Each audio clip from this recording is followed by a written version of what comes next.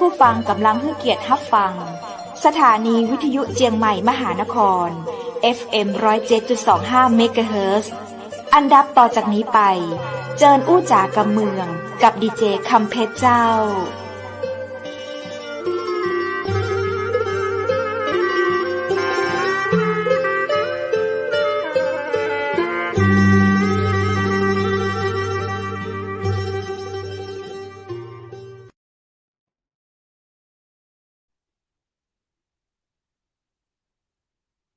สวัสดีเจ้าสวัสดีคุณผู้ชมที่ฮักและกระเติงหาจัดนักนะเจ้ายินดีต้อนรับเข้าสู่รายการอูจ๋ากำเมืองตังเชียงใหม่มหานครแพร่ภาพออกอากาศรายการสดจากอาคารวังสิงห์คำอำเภอเมืองจังหวัดเชียงใหม่เจ้าคุณผู้ชมและคุณผู้ฟังเจ้าปีกับปากับข้าเจ้าดีเจคำเพชรเจ่นเกยนะเจ้า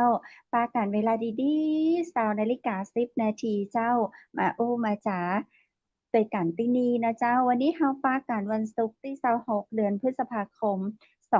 2566เจ้าวันเวลาก็ผ่านไปเวยขนาดเนาะเผอกำเดียวบ่ได้วันจันทร์ละเผอกำเดียวบ่ได้กับวันศุกร์ละนะเจ้าเนาะจะอ่านนะเจ้ากึดอย่างได้เนี่ยอย่างอยู่ก็ขอให้ทำด้วยความตั้งใจและก็ประสบความสำเร็จนะเจ้าถ้ายังก้อยหั่นก้อยนี่ก็เดียวจะบ่มีโอกาสได้เห็นได้เจอกับความสำเร็จนะของตัวเก่าแล้วเป็นกำลังใจให้กันและกันนะเจ้าในวันศุกร์ที่26เดือนพฤษภาคม2566นี้เจ้าวันนี้ทางรายการเชียงใหม่มหานครเฮาก็มีเรื่องราวดีๆมาเล่าสู่กันฟังเช่นเคยนะเจ้าคุณผู้ชมและคุณผู้ฟังเจ้าอู้จ๋ากับข้าเจ้าดีเจคำเพชรแล้วนะเจ้าในวันนี้เฮาก็ได้รับเกียรติจากเกษตรกรนะเจ้าเกษตรกรแล้วก็ยังเป็นนักการเมืองในท้องถิ่นตัวไว้นะเจ้าเปิ้นจะมาอู้จ๋าแลกเปลี่ยนแนวทางการส่งเสริมเกษตรกรในท้องถิ่นเกษตรกรท้องถิ่นในปัจจุบันหรือว่าในประเดี๋ยวนี้เป็นจะใดวันนี้เจิญปากับคุณพานุวัฒน์คงความดีหรือว่าคุณสติ๊กนะเจ้ายินดีต้อนรับคุณสติ๊กเข้าสู่รายการเชียงใหม่มหานครสวัสดีเจ้าอ่าเดี๋ยวนะเจ้าเดี๋ยวขอรอคุณสติ๊กแป๊บหนึ่งนะเจ้าเดี๋ยวเราจะให้เปิ่นมาแนะนำชื่อตะกาแห่งกรรมเนาะออกสำเนียงแบบสติ๊กจะถูกก่อนเนาะตะกี้ก็เหมือนกับว่าเปิ้นเข้ามาแล้วก็น่าจะหลุดจากอินเทอร์เน็ตไปนะเจ้าเราก็สกามนะเจ้าคุณผู้ชมและคุณผู้ฟังเดี๋ยวฟังพระเจ้าดีเจคำเพชรอู้กับเมืองไปก่อนกันละกันช่วงที่รอสัญญาณอินเทอร์เน็ตจากคุณพานุวัฒน์คงความดีเจ้าอาจจะอยู่ในโซนที่อินเทอร์เน็ตอ่อนนะเจ้าเนาะก็เลยทำให้ติดต่อสื่อสารผ่านอินเทอร์เน็ตจะช้าน้อยหนึ่งนะเจ้าในความเป็นเกษตรกรก็เป็นกำลังใจให้นะเจ้าพ่อแม่พี่น้องเกษตรกรในช่วงนี้เป็นจั่งใดกันพ้องดีอกดีใจเนาะเพราะว่ามีฝนตกลงมาถึงแม้ว่าจะมีบางวัน2วันบางเทื่อก็2-3วัน4-5วันเหมือนกันเนาะที่ฝนขาดช่วงบ่ฮู้ว่าต่างจังหวัดที่ไหนมีฝนตกพร่องหรือว่ามีฝนขาดแคลนหรือว่าเปิ้นฮ้องกันว่าฝนขาดช่วงนะเจ้าแต่จั่งใดก็ตามต่อไปนี้ก็จะเป็นฤดูฝนแต่อาจจะบ่สม่ำเสมอนะเจ้าบางเทื่อบางวันอาจจะมีฝนฟ้าคะนองมีลมกันโชกแรงอันนู้นนี่ก็ต้องคอยระมัดระวังตัวกันละกันคุณผู้ชมและคุณผู้ฟังเจ้าเป็นจั่งใดเจ้าตั้งทีมงานของเฮาคุณพานุวัฒน์คงความดีเข้ามาได้ก็เจ้าเจ้ายินดีต้อนรับเจ้าคุณพานุวัฒน์สวัสดีเจ้าสวัสดีเจ้าครับสวัสดีครับได้ยินพี่เสียงมืดไหม เสีย มื ง ดไหม ดัง มืดนิด ฟั นึ ง งไหม ชัดเจน เจ้ามืดหน่อยหนึ่งเนาะบ่เป็นหยังเจ้า คุณพานุวัฒน์คงความดี ชื่อเล่นชื่อสติ๊กหรือว่าสติ๊ปได้ยินกับเจ้า มันเหมือนคลื่นไม่ค่อยดีอ่ะพี่มันเสียงกุ๊กกุ๊กกักกักอ่ะ แม่ละเจ้า สัญญาณ ตอนนี้คุณ ได้ยินไหม เจ้า ตอนนี้คุณพานุวัฒน์อยู่ที่ไหนเจ้า คุณพานุวัฒน์เจ้า คุณพานุวัฒน์เจ้า ครับ คุ ค ณ รับ พา ได้ นุ ยินไหม วัฒ ครั น์ บพี่ เจ้าคุณพานุวัฒน์อยู่ที่ไหนเจ้า อืม คุณพานุวัฒ ค น์ ลื่น เจ้า น่าจะไม่ค่อยดีไหมพี่ ได้ยินไหม? คุณพานุวัฒน์ได้ยินเสียงพี่เพชรก็เจ้า คุณพานุวัฒน์เจ้า ยังไงนะครับ? ได้ยินเสียงก็เจ้า อ๋อ อ๋อ ได้ยินแล้ คุ ว ณ ครั พา บ นุวัฒน์ คุณพานุวัฒน์ได้ยินเสียงก็เจ้า อ๋อ ได้ยิน แต่มันเสียงขาด ๆ หาย ๆ นะพี่ อัน เดี๋ยวขอคุณหลุยส์ขึ้นภาพคุณพานุวัฒน์ แล้วก็เดี๋ยวเราติดต่อเปิ้นทางโทรศัพท์ได้ก็ เบอร์โทรศัพท์เปิ้นเบอร์หยัง?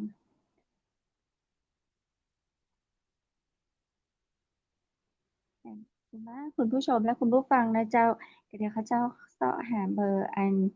เผื่อจะติดต่ออู้จ๋ากับเปิ้นทางโทรศัพท์เนาะ รู้สึกว่าสัญญาณอินเทอร์เน็ตเปิ้น มาบ่ถึง ดีเจ อ๋อ เจ้า ขอเบอร์โทรศัพท์คุณพานุวัฒน์นี่ก็เจ้า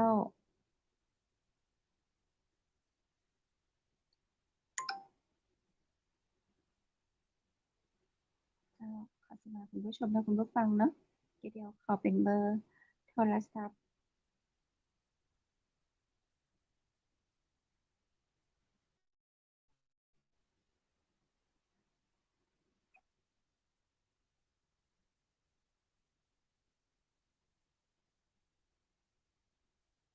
น่าจะสัญญาณทางอินเทอร์เน็ตเปิ้นขัดข้องนะเจ้า น่าจะอยู่ทาง อาจจะไกลจากเมืองน้อยหนึ่งนะเจ้า เดี๋ยวเราจะขออนุญาตใช้เสียงแล้วก็ภาพประกอบเอาเนาะ เจ้า คุณพา พี่ นุ ได้ วั ยิ ฒ น น์ พี่ เจ้า ได้ยินผมหรือยังครับผม? สวัสดีครับ ครับ ได้ พี่ ยินเจ้า เจ้า อคัุน ณ นี้ พา ชั นุ ดเจ วัฒ น น์ แลไ้ดว้ใชยิ่ไหม? นเสียง เริ่มชัดเจนแล้วครับ เริ่มชัดเจนแล้วครับ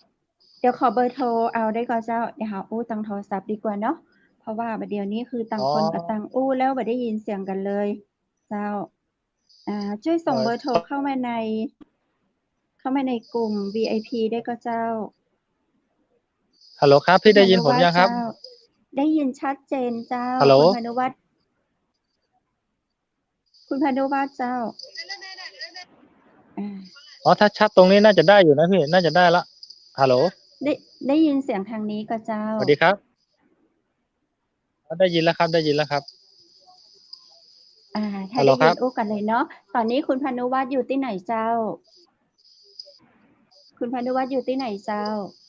ครับ เดี๋ยวเอาเสียงทางนี้ก็แล้วกัน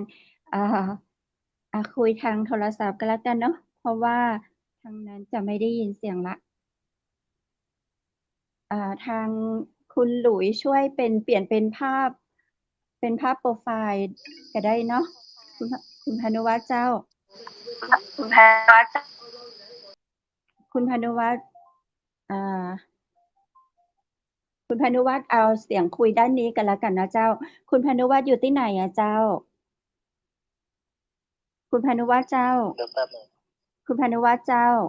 ตอนนี้เสียงออกอากาศเนาะ ตอนนี้ก็ ครับ คือน่าจะได้ยิน ครับ แต่เสียง เพราะว่าภาพมันสัญญาณบ่ได้เนาะ ตอนนี้คุณพานุวัฒน์อยู่ที่ไหนเจ้า? บ้านครับผม เจ้า บ้านอยู่ที่ไหน อยู่แม่ เจ้า? ฮ่องสอนครับ แม่ เจ้า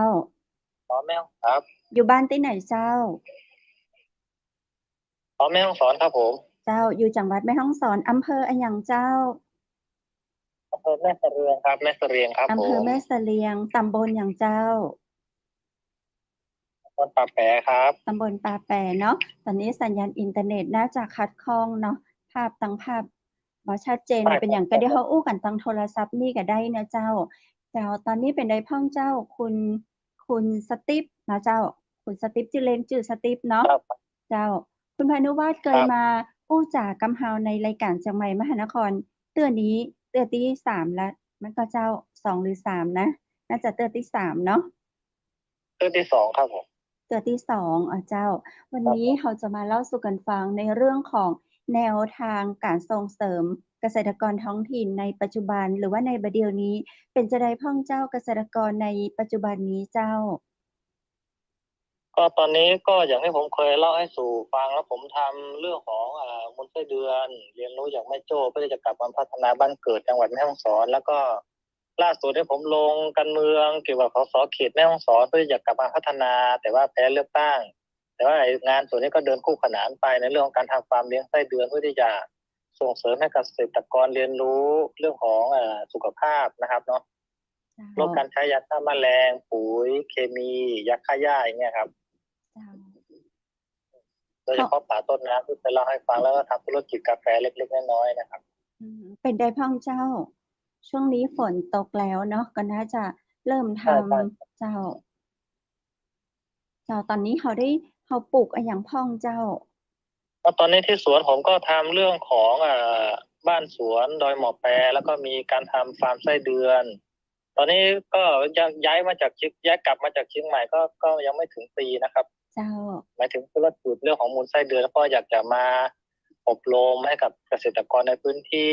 โดยเฉพาะคนที่รักสุขภาพแล้วก็พยายามปลูกฝังให้ชาวบ้านรู้จักในเรื่องของการผลิตปุ๋ยทำเองเพื่อลดต้นทุนในการผลิต แล้วก็ปลูกกาแฟเสริมป่าสร้างรายได้ประมาณนี้ครับผม เจ้า ตอนนี้เราได้ทำเรื่องของปุ๋ยไส้เดือน อันนี้เราทำเพื่อจำหน่ายตัวก็เจ้า จำหน่ายด้วยแล้วก็อนาคตก็ทำเป็นศูนย์การเรียนรู้ด้วยครับ เจ้า อันนี้เราทำมาเมินหรือยังเจ้า เชียงใหม่ประมาณ2 ปีแล้วก็เรื่องเขาก็ย้ายกลับมาที่แม่ฮ่องสอนพอดีผมไปเรียนรู้จากที่เชียงใหม่มอแม่โจ้2 ปีครับผม อ๋อ เกี่ยวกับการทำปุ๋ยไส้เดือนนะเจ้า เพื่อจะผลิตแล้วก็มาสร้างองค์ความรู้แล้วเพื่อจะถ่ายทอดให้กับชาวบ้านในชุมชน แล้วก็โดยเฉพาะบ้านเกิดของตัวเองผมกลับมาพัฒนาบ้านเกิดตัวเองเป็นหลักเนาะ เจ้า แล้วก็ค่อยขยายเครือข่ายไปในจังหวัดแม่ฮ่องสอน7 อำเภอครับ เจ้า ตอนนี้เขาได้เริ่มทำหรือยังเจ้า ทำตลอดแล้วครับทำมาเป็นเวลา2 ปีแล้วครับ เจ้าเขาทำโดยส่วนตัวเฮาหรือว่าเขาได้ร่วมกับชุมชนได้ร่วมกับโครงการอะไรอย่างพ่องกับเจ้า ตอนนี้ปุ๋ยมูลไส้เดือนผมทำส่วนตัวครับ เจ้า ก็จำหน่ายส่วนตัวครับเพราะว่ามันจะได้ไม่ต้องมีปัญหาเรื่องผลประโยชน์โน่นนี่นั่นทำก็ แล้วก็เป็นตัวอย่างแบบอย่างให้ชาวบ้านถ้าเขาเห็นว่าเราสำเร็จสักวันหนึ่งเขาก็จะมาดูมาโน่นนี่นั่นครับ เจ้าเขาได้ทำวันนี้ได้เขาผลิต ด้วยตัวของเฮาหรือว่ากับครอบครัวหรือว่ามีคนมาช่วยทำอะไรอย่างใดพ่องเล่าให้ฟังพ่องเราเจ้า ของการทำปุ๋ยมูลไส้เดือนนั่นเป็นเรื่องของออร์แกนิกแล้วก็ผมทำในชุมชนแล้วก็ในครอบครัวเล็กๆอะครับ เจ้า ที่บ้านสวนก็ใช้ส่วนหนึ่งก็ใช้แล้วส่วนที่เหลือก็จำหน่าย เจ้า ตามหลักปรัชญาของเศรษฐกิจพอเพียงอะครับที่เหลือก็เอาไปจำหน่ายแบ่งปันแล้วก็อนาคตก็สร้างเป็นศูนย์การเรียนรู้ครับ วันหนึ่งเขาทำได้นักกับเจ้าคุณสติ๊บเจ้า วันหนึ่งก็ประมาณถ้าทำมันจะมีช่วงของมันเป็นรายสัปดาห์ครับ เจ้า สัปดาห์ละประมาณสัก200 ก็คือเฮา โลครับ จะมีการเพาะไส้เดือนอีแม่นก็เจ้า ใช่ครับใช่ อ๋อ ครับ พอได้1 สัปดาห์หรือว่า1 อาทิตย์ ก็จะครบรอบในการทำเจ้าผลิตเตื้อหนึ่งได้นักก็เจ้า วันสัปดาห์นึงก็ประมาณ100-200 โลเป็นรายสัปดาห์ โอ้ รายสัปดาห์ไป เจ้า ครับครับ ได้เป็น100-200 กิโล อันนี้เฮาจำหน่ายกิโลตะใดเจ้า ถ้าผมจำหน่ายเป็นยกตันก็ตันละ15,000ถ้าเป็นกิโลรายย่อยก็โลละ25 บาทถุงละ100มี10 กิโลอย่างเงี้ยครับ อ๋อ เจ้า ตึงวันนี้เฮามีตลาดรองรับ หรือว่าเฮาเอาไปส่งที่ไหนจังใดพ่องเจ้า ส่วนมากจะมีตลาดรองรับเขาซื้อเป็นยกตันนะครับตันละ15,000อย่างเงี้ย เจ้า แล้วก็เราก็ไปส่งให้แขกลูกค้าส่วนมากจะเป็นพวกฝรั่งเนาะ เจ้า เป็นพวกฝรั่งเขารักสุขภาพปลูกกาแฟปลูกผักกินอย่างเงี้ย อ๋อ เจ้า ก็คือชาวต่างชาติจะนิยมมากกว่าพี่น้องคนไทย หรือว่าเฮายังบ่ได้ประชาสัมพันธ์ให้พี่น้องคนไทยของเฮาได้รู้ว่าการใช้ปุ๋ยไส้เดือนดีกว่าการใช้เคมีจะใดอะเจ้า ดีกว่าพี่น้องคนไทยส่วนมากก็รู้ทุกคนที่ส่วนมากจะเป็นหมอพยาบาลคนที่รักสุขภาพแล้วก็มีกำลังซื้อเราก็จะเข้าใจอยู่แล้วครับพวกนี้ครับ เจ้า กลุ่มลูกค้าพวกนี้ เจ้า แนวทางการส่งเสริมเกษตรกรในท้องถิ่น อันนี้ก็คือ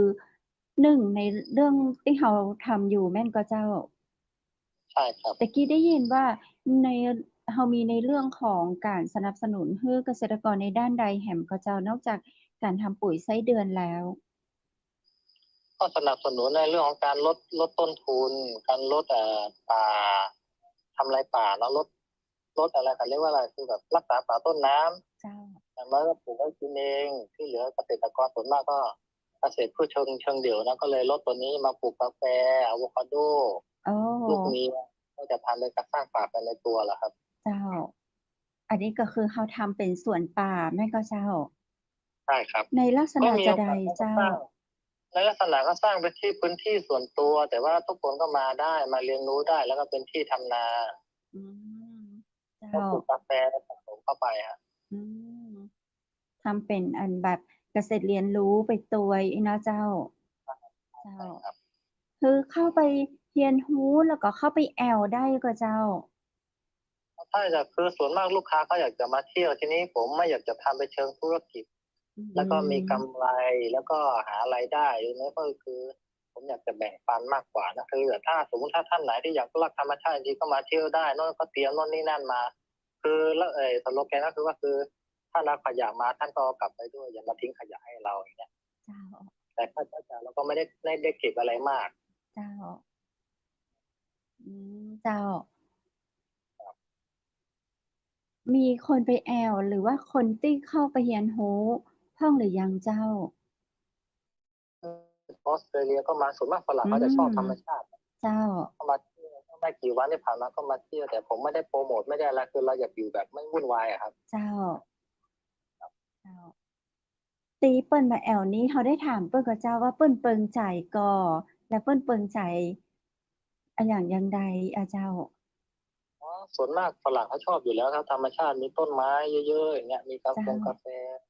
ก็กินกาแฟตอนเช้าได้ยินเสียงนกธรรมชาติไก่ป่าโน่นนี่นั่นมันก็เขาก็ชอบโดยธรรมชาติอยู่แล้วเจ้า ฝรั่งเขาชอบมากครับ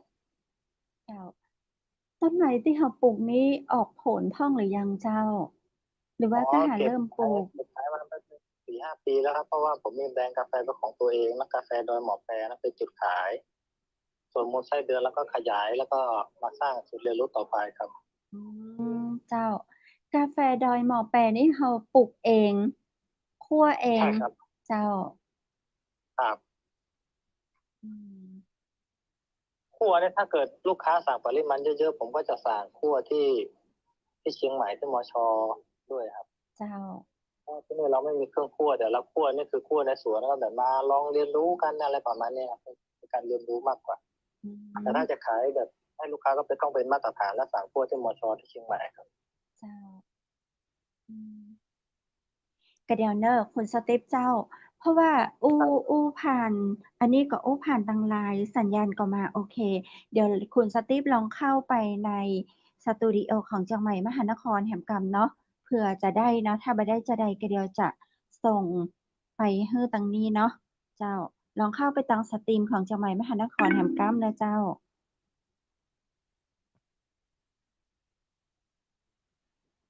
เดี๋ยวเฮาอยากให้เปิ้นเข้ามาโอ้กับเฮาแล้วก็ได้เห็นหน้าตาเปิ้นตัวยนะเจ้าเนาะได้ก็เจ้า ขอทีมงานลองดูว่าคุณสติฟเข้ามาได้หรือเปล่าเนาะ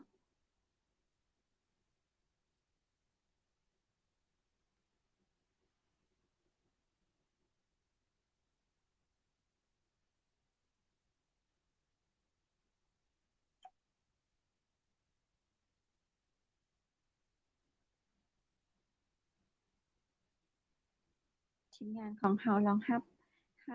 คุณสติฟเข้ามาได้ก็เจ้า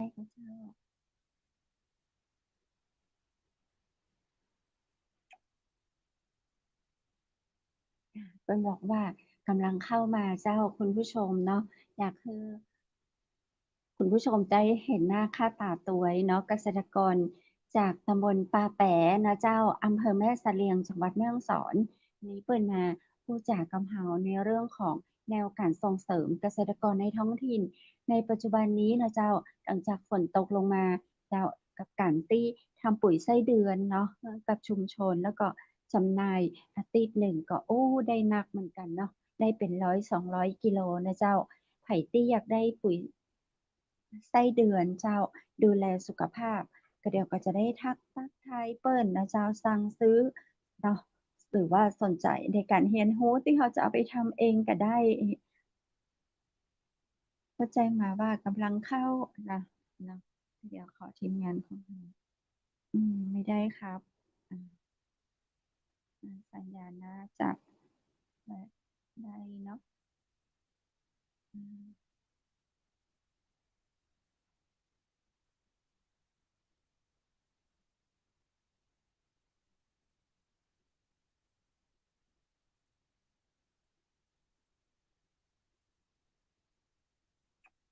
เจ้าน่าจะได้เนาะเจ้าก็คุณผู้ชมและคุณผู้ฟังเจ้าพ่อแม่พี่น้องเฮามันก็จะเป็นจะเอี้ยเนาะเพราะว่าถ้าการใช้การสื่อสารบางเรื่องก็จะมีอุปสรรคในเรื่องของการใช้อินเทอร์เน็ตนะเจ้าเจ้า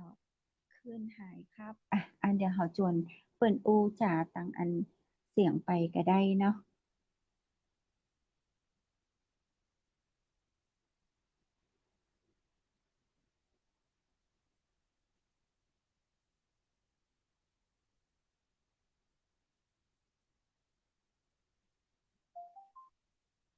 เจ้าสวัสดีคุณครับเจ้าคุณครับพี่สติปมันไม่ได้ครับพี่อืครับมเจ้าสัญญาณภาพบ่ได้เนาะอันเฮาอู้คจ่ารับกันไปที่นี่กันแล้วกันเนาะเจ้าเจ้าตีปาแปะสัญญาณอาจจะออนเนาะเจ้าเอาลูกใช่ครับเอาลูกโปรไฟล์ขึ้นมาแต่นก็ได้แบบนี้ก็ค่อยยังได้เห็นหน้าตาประมาณนี้นะเจ้าเนาะตอนนี้เฮาเอาโปรไฟล์ของสติปขึ้นมาหน้าจอแตนเจ้ากันตั้งนี้ก็แล้วกันเนาะเจ้าครับผมตะกี้เฮาอู้เรื่องของการทำปุ๋ยไส้เดือนการปลูกผลิตผลที่ในพื้นที่ของเฮา ตอนนี้ทำอยู่ประมาณกี่ไร่เจ้าพื้นที่ถ้าทำนาประมาณสิบกว่าไร่นั้นแล้วอืก็ไร่กาแฟประมมาณ20 ไร่อืที่เหลือมก็เป็นป่าที่ยังไม่ได้ปลูกกาแฟคือกาแฟนะผมจะปลูกขยายทุกปีละประมาณ1 ไร่นะอ๋อประมาณ1,200 ต้นขยายออกไปปีละไร่ตอนนี้คือปลูกกาแฟกี่ไร่ก็เจ้าประมาณ10 ไร่ครับอืมฤดูการเก็บเกี่ยวกาแฟนี้ปีหนึ่งเขาเก็บกี่เตื้อเจ้าปีละครั้งครับช่วงเก็บก็จะอยู่ประมาณตุลาถึงธันวาอืมกาแฟจะเก็บอยู่ในช่วงตุลาถึงธันวาปีละเตื้อเต้าอั้นกับเจ้าครับปีละครั้งครับอืม ผลของกาแฟเป็นจะได้พ่องเจ้ากาแฟหม้อแปรก็อันผลกันก็คือมันคือหนึ่งมันดีที่ว่าคือหนึ่งเราไม่ต้องใช้สารเคมียาฆ่าแมลงเจ้าสองมันอยู่ร่วมกับป่าได้แล้วก็มีรายได้เป็นประจำปีเจ้านอกเหนือจากนั้นเราก็ทำงานอย่างอื่นไปทำมูลไส้เดือนไปก็เป็นมีรายได้เป็นสัปดาห์ไปอืมถ้าตรงเป็นสถานสนับสนุนเขาก็จะมาเยี่ยมนั่นนี่นั่นไปครับอืมตรงปุ๋ยที่เขาทำเขาก็เอามาใส่ที่กาแฟตัวยมันก็เจ้าใช่ครับใช้เองส่วนหนึ่งแล้วอืที่เหลือก็มขายแล้วตามที่คุยไว้ในเบื้องต้นแล้วนะครับกาแฟนี่เขาก็ทำเองเขาคั่วเขาอะไรอย่างเองอีกก็เจ้า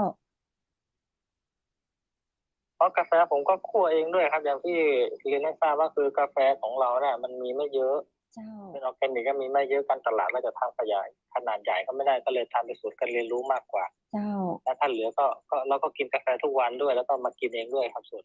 เจ้าเขาได้เปิดเป็นร้านกาแฟหม้อแปรอีหรือยังเจ้า ตอนนี้ผมยังไม่ได้เปิดครับเพราะพอดีมีแนวโน้มมันจะเปิดที่สวนนั่นเลยก็คือคนที่มาเที่ยวมาเยี่ยมก็จะได้มากินกาแฟของเราเองเลยที่เรามีในพื้นที่เลยอ๋อประเจ้ามาณนี้ครับก็คงไม่ขยายให้มันกิจการใหญ่โตมีโน้นนี่นั่นเหมือนอเมซอนก็คงไม่ทเจ้าำแต่เราจะทำในจุดที่เรามีอยู่แค่นั้นพอละครับเจ้าคือเขาจะผลิตที่นี่แล้วเขาก็จะขายเป็นกาแฟสดที่นี่ถ้าคนต่างจังหวัดเปิ้นอยากกินแล้วเปิ้นไม่ได้มาอีเราเจ้าก็จะมีส่งมีขายออนไลน์อยู่ทางเฟซทางไลน์แล้วก็เบอร์โทรส่วนตัวก็ได้อยู่ครับอ๋อดีเลยเราเจ้าก็เลยชื่นชอบธรรมชาติแล้วก็อยากจะสนับสนุนเกษตรกรที่แบบเขาอนุรักษ์ป่าสร้างรายได้จากป่าที่มีอยู่ไม่ทำลายป่าก็สามารถที่จะเข้ามาคุยส่วนตัวได้ครับ เจ้าเฮามีเพจครับชื่ออะหยังเจ้าผมมีไลน์ครับเบอร์โทรเจ้า084ครับผม084 483 6094ครับเป็นทั้งเบอร์โทรแล้วก็เบอร์ไลน์เลยครับเจ้า0844836094เบอร์นี้เราสามารถแอใช่ครับดไลน์เป็นเพื่อนคุณสตีฟได้เลยเนาะได้ทักเลยครับทายถ้าอยากกันไปสนใจเจ้ากาแฟอยากจะมาเรียนรู้อยากจะมาปลูกมาทำได้เลยครับเจ้าครับติดต่อมาก่อนนะครับเนาะเพราะว่าผมก็ไม่ค่อยมีเวลาเจ้าจะได้ประสานงานกับเพราะไม่ได้อีกอย่างมันอยู่ไกลจากตัวเมืองด้วยครับอืใช่แสดงว่าในช่วงนี้กาแฟของปีที่แล้วค่ะยังเหลืออยู่กับเจ้าหรือกาแฟว่าหมปีที่แล้วดแล้วผมมีอยู่ครับมีอยู่เราจะสต็อกไว้เจ้าคนต่อไปที่สนใจครับมีครับก็สามารถติดต่อมาได้เนาะจะมาเอาบรรได้ครับยากาศกลับไปนอนที่สวนได้เลยก็เจ้า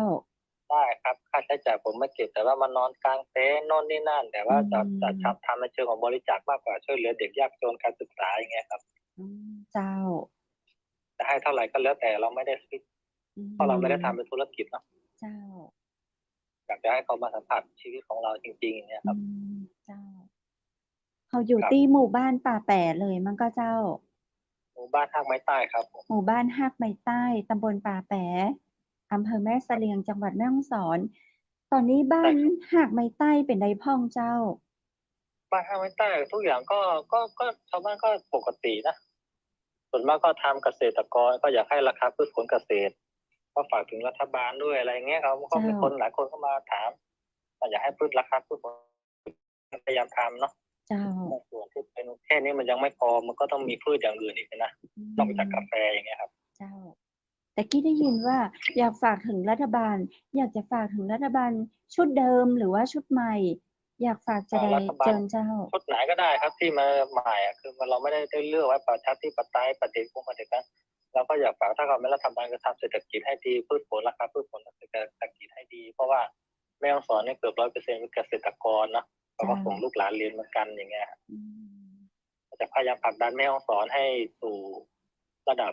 ต้นๆให้ได้ด้วยการสร้างเกษตรกรให้มีคุณภาพราคาพืชผลเกษตรดีก็ไปได้ครับเจ้า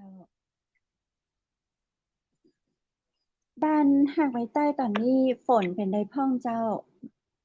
ฝนตกเกือบทุกวันแล้วครับช่วงอ๋อเย็นแล้วครับ เจ้าอากาศดีเนาะอากาศดีเย็นสบายหน้าร้อนนี่ก็ยังหนาวอยู่นะตอนกลางอ๋อคืนเนี่ยครับเจ้าตอนนี้ผมก็กำลังปรับที่ปรับที่หลายๆด้านเพื่อที่จะไว้ต้อนรับนักท่องเที่ยวที่เขาชอบบรรยากาศอยู่กับอ่ธรรมชาติาแล้วก็ไม่วุ่นวายเนี่ยเจ้าเพราะของผมจะเป็นบ้านสวนดอยหมอกแปรนะจะอ๋อห่างจากหมู่บ้านประมาณสัก5 กิโลเจ้าแล้วไม่มีไฟฟ้าอ๋อสัญญาณก็ธรรมชาติเลยขาดจริงๆครับขาดหายหายนี่เองใช่ครับเจ้าใช่ครับชื่อบ้านสวนหมอแปรอีเลยเนาะครับบ้านสวนดอยหมอกแปรครับเจ้าบ้านสวนดอยหมอแปรจำได้ว่าหมอแปรนี่ครับก็คือชื่อคุณพ่อแม่ก็เจ้าใช่ครับใช่อืครับเมื่อคราวที่แล้วเนาะสติปใช่บอกที่ว่าชื่อของคุณพ่อเจ้าครับผมก็มาต่อยอดธุรกิจที่ดินของพ่อให้มันอืมี มมูลค่าทั้งทางจิตใจแล้วก็ทางสังคมเพื่อที่จะต่อยอดสร้างมูลค่าเพิ่มครับเจ้าแล้วก็แบ่งปันให้พี่น้องเกษตรกรในพื้นที่ได้รับความรู้พัฒนาตัวเองให้เป็นเกษตรกรมืออาชีพอะครับเจ้า ครับมีตะกี้ถ้าเราเข้าไปในสวนเนี่ยเราจะได้เห็นต้นกาแฟเราจะได้เห็นการใช้ปุ๋ยมีการทำคปุ๋ยรับไส้เดือนในสวนตัวเนาะแล้วก็มีต้นก็มีฟาร์อะมไส้เดือนโวคาโดในบ้านก็มีบ้านพักอืเนาะมฟาร์มเจ้าไส้เดือนแล้วก็มีจะกาแฟถ้าในสวนถ้าไปเนี่ยเราจะนอนที่บ้านก็ได้ไปกางเต็นท์นอนก็ได้มันก็เจ้าครับก็แนะนำให้มาช่วงหน้าหนาวก็มานอนที่กลางเต็นท์นอนได้อืสบายมนะครับมีร้านเจ้ากางเต็นท์ไม่ต้องซีเรียสหรอกเจ้าถ้าอยากแบบสะดวกสบายก็ยังมีโฮมสเตย์รองรับที่ในหมู่บ้านอีกห่างกัน5 กิโลเราก็ไปส่งได้อะไรได้อ๋ก็ได้หมด อเจ้าถ้าอยากสัมผัสชีวิตจริงๆนอนที่นี่สักคืนแล้วก็ไปนอนโฮมสเตย์สักคืนก็ได้เจ้า ดีมากเลย ในส่วนมันก็ของเฮาจะได้รู้มีอย่างอยากแนะนำในสวนพ่องเจ้าตอนนี้เฮามีต้นอะอย่างหรือว่ามีพักสวนครัวอย่างพ่องแหมก็เจ้าเพราะตอนนี้ผมกำลังปรับพื้นที่ทำลานกลางเต็นท์แล้วก็เรื่องของกาแฟนะครับเนาะ ถ้าถึงฤดูเก็บกาแฟใครอยากจะมาสัมผัสเก็บกาแฟเป็นยังไงลักษณะโน่นนี่นั่นแล้วก็มากินกาแฟตอนเช้าฟังเสียงนกอากาศตอนเช้าเป็นยังไงคือแค่อยู่กับธรรมชาตินะครับเจ้า ไปฟังเสียงนก กับมีจุดที่ น้ำ ได้ ตก ไป ตัวยก็เจ้า พอน้ำตกไม่มีแต่ป่าภูเขาแล้วก็ลำธารแล้วก็สวน อ๋อ กาแฟ แต่ ครับ ก็มีลำธารนี่เนาะ ครับ เจ้า ลำธารเล็กๆก็ไม่ใหญ่ อื ครับ ม เจ้า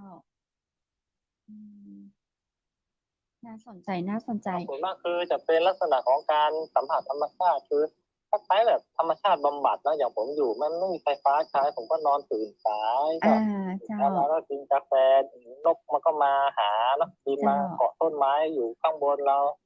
ก็ร้องที่แก้วๆมันก็เป็นไก่ป่าก็ขานตอนเช้าเนี่ย เจ้า เราไม่ต้องเลี้ยงไก่ป่ามันก็ขานให้เราแล้วก็ อ่า ส่วนของผมจะอนุรักษ์ไว้ไม่ให้เขามายิงมาล่าสัตว์อย่างเงี้ยครับประ อ๋อ มาณนี้ โอ้โหถ้าอยู่กับธรรมชาติแท้ๆเลยเนาะ ไปบำบัด ใช่ครับ ได้ทั้งร่างกายและก็จิตใจ เจ้า ใช่ครับ ถ้าในการเดินทางเจ้า ถ้าสนใจจะไปจะเดินทางแบบไหนได้พ้องเจ้า ถ้าเดินทางมาจากเชียงใหม่ก็ต้องเข้าทางกองลอยปากทางเข้าอุทยานบ้านแม่โถแล้วก็มาช่างโมอมพายผมจะอยู่ใกล้ๆช่างโมอมพายครับ อ๋อ เส้นทางไป บ้านสามสิบ ช่าง ธรรม หม้ออมพายอีเนาะ อยู่ติดหน่วยต้นน้ำอยู่ติดกับหน่วยต้นน้ำอมพายครับ อื หน่วย ม ต้นน้ำยางครับแล้วต้นน้ำยางอมพายครับ เจ้า อยู่ใกล้ๆกัน เจ้า นั่นเป็นหน่วยส่งเสริม อืม น่าสนใจ น่าแอว แต่จะได้ก็ตามเนาะ ใครที่อยากจะเดินทางไป อยากให้ติดต่อคุณสตีฟก่อนเนาะ ประสานคุณสตีฟก่อน ได้ครับ เนาะ เบอร์โทรศัพท์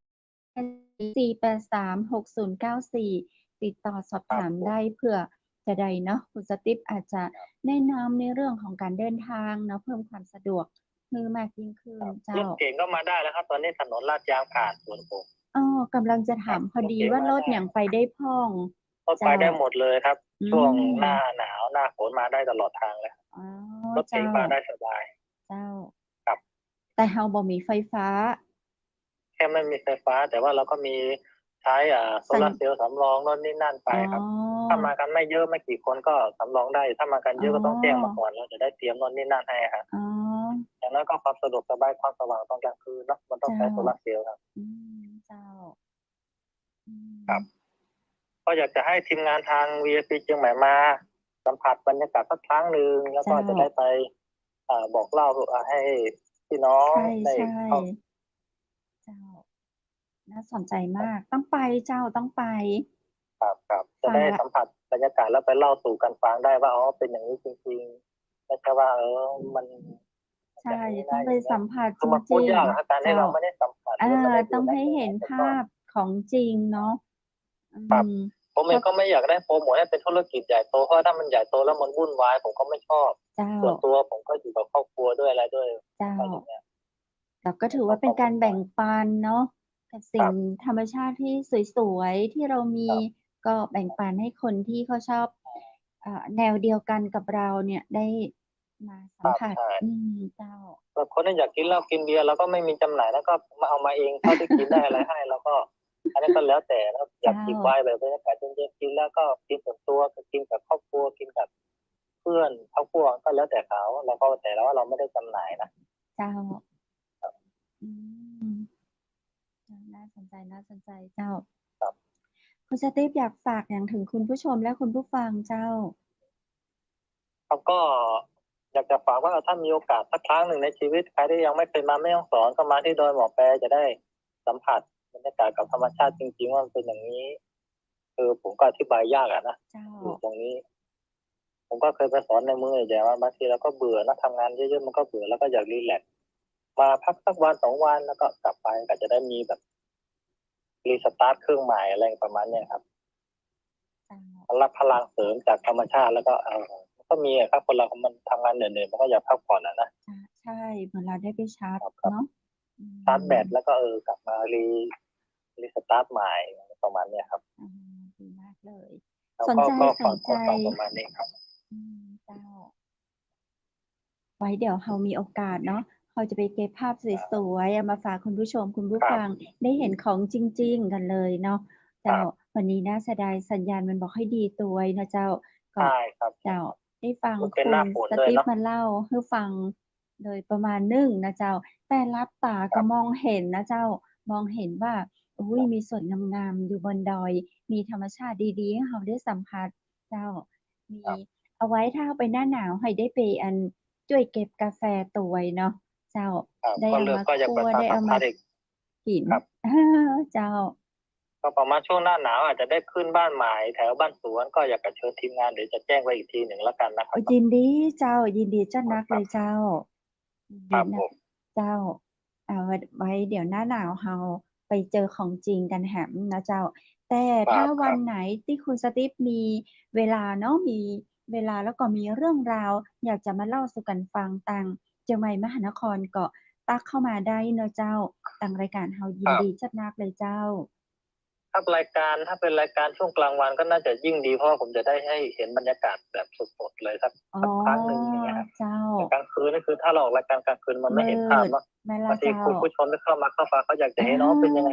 ามันใช่ก็ได้แต่จินตนาการเจ้าอย่างเงี้ยนะอาจเจ้าจะเป็นรายไทยการแบบไทยพิเศษสักวิดีโอชั่วโมงก็ได้เจ้าไทยเป็นวิดีได้โอวิดีโอได้ตอนกลางครับผมวันว่าชีเจ้าวิตผมเป็นยังไงอเอย่างเงี้ยนะส่งมาครับครับให้กับทีมงานได้เลยเจ้าเจ้าไทยวิอ๋อดีโอครับครับให้กับส่งมาให้ทีมงานเขาได้นะเจ้าเนาะจะเป็นภาพนิ่งจะเป็นครับผมวิดีโอเจ้าไทยไว้เลยก็เดี๋ยวทีมงานเขาจะได้เอามาโชว์ให้คุณผู้ชมเขาได้เห็นกันตัวนะเจ้าเจ้าครับวันครับนี้ก็ต้องขอขอบเดี๋ยวคุณยังไงพรุ่งนี้ผมส่งให้เนาะเจ้า ครับเจ้าได้ขอบคุณคุณพานุวัฒน์คงความดีเจ้านะเนอะเจ้าโอกาสหน้าเดี๋ยวเรามาอู้จ๋าไปกันที่นี่แหมเนาะเจ้าครับครับเจ้าขอบคุณมากครับต้องขออภัยที่สัญญาณไม่ค่อยดีนะเป็นช่วงหน้าเจ้าเจ้าครับครับขอบเจอกันแหคุณมากครับมเนาะผมครับ ขอบคุณและสวัสดีเจ้าครับสวัสดีครับเจ้าคุณผู้ชมและคุณผู้ฟังเจ้าน่าเสียดายเนาะวันนี้อย่างที่อันคุณสติบอกเขาว่าเมื่อค่ำเมื่อคืนเนี่ยสัญญาณบอกค่อยมีเพราะว่าเปิดมาได้ใจไฟฟ้านะเจ้าตังบนดอย ดอยหมอแปงค่ะเจ้าเนาะคุณผู้ชมและคุณผู้ฟังเจ้าอันวันหนึ่งเราน่าจะมีโอกาสได้ไปชมได้ไปสัมผัสกับบรรยากาศงามๆนะเจ้าทางดอยหมอแปตำบลป่าแปบ้านห้วยหักไม้ตำบลป่าแปอำเภอแม่เสลียงจังหวัดแม่ฮ่องสอนเจ้าวันนี้ได้โอจ๋าแล้วก็ได้ฟังเรื่องราวผ่านคุณสตีฟมานะเจ้าก็เกือบจะชั่วโมงหนึ่งนะเจ้าจะอ่านโอกาสหน้าเนาะ เปิ่นบอกละว่าจะมีภาพสวยๆภาพธรรมชาติเมื่อวานมาให้เราได้พอได้ชมตัวเจ้าจะได้ก็วันนี้ก็ต้องขอสมาอภัยคุณผู้ชมและคุณผู้ฟังตัวนะเจ้าในความที่บ่สามารถเชื่อมสัญญาณได้เต็มที่นะเจ้าเนาะแต่ก็ยังสามารถอู้จากันได้อยู่เนาะคุณผู้ชมและคุณผู้ฟังเอาละช่วงท้ายนี้ก็ขอขอบพระคุณนะเจ้าผู้สนับสนุนรายการ ท่านพระอาจารย์รัตนยาโนจากพุทธอุทยานสวนบุรณะรักธรรมตำบลแม่แลมอำเภอแม่ลีนจังหวัดเชียงใหม่ขอขอบคุณโรงแรมแม่เสลียงเวียงงามนะเจ้าเปิดบริการทุกวันโทรสำรองจองห้องพักได้ที่0536214444เจ้าขอบคุณน้ำผึ้งแท้น้ำผึ้งตราสารวินน้ำผึ้งธรรมชาติ100%บริการส่งทั่วไทย โทรถามตี้0826166889ขอบคุณแสงประเสริฐโภชนา บริการโต๊ะจีนทั่วไทย บริการโต๊ะจีนระดับ5ดาวทั่วไทยนะเจ้า ท่านใดสนใจโทรถาม0904658589เจ้า ขอบคุณบ้านสวนกรมงคลตำบลแม่แรมอำเภอแม่ลีนจังหวัดเชียงใหม่ และขอขอบคุณผ้าพิธีกรหญิง จากร้านผ้าพื้นเมืองชุดไทยใหญ่นะเจ้า และวันนี้ข้าเจ้าดีเจคำเพชรทีมงานจากใหม่มหานคร ขอขอบคุณคุณพานุวัฒน์คงความดี หรือว่าคุณสตีฟนะเจ้านักการเมืองท้องถิ่นเกษตรกรที่มาอู้จากับเฮาในวันนี้ เรื่องของแนวทางการส่งเสริมเกษตรกรท้องถิ่นในยุคปัจจุบันเจ้า และขอขอบคุณคุณผู้ชมคุณผู้ฟังที่ฮักทุกคนทุกท่านนะเจ้าในวันพรุ่งนี้เฮาหยุดเนาะวันเสาร์และวันอาทิตย์เฮาปิกะปากันแฮมไมเนอร์วันจันทร์นะเจ้าวันจันทร์หน้าที่29เดือนพฤษภาคม 2566 ปีกับปากันแหมสำหรับค่ำคืนนี้ขอให้คุณผู้ชมและคุณผู้ฟังทุกท่านนอนหลับฝันดีราตรีสวัสดิ์เจ้า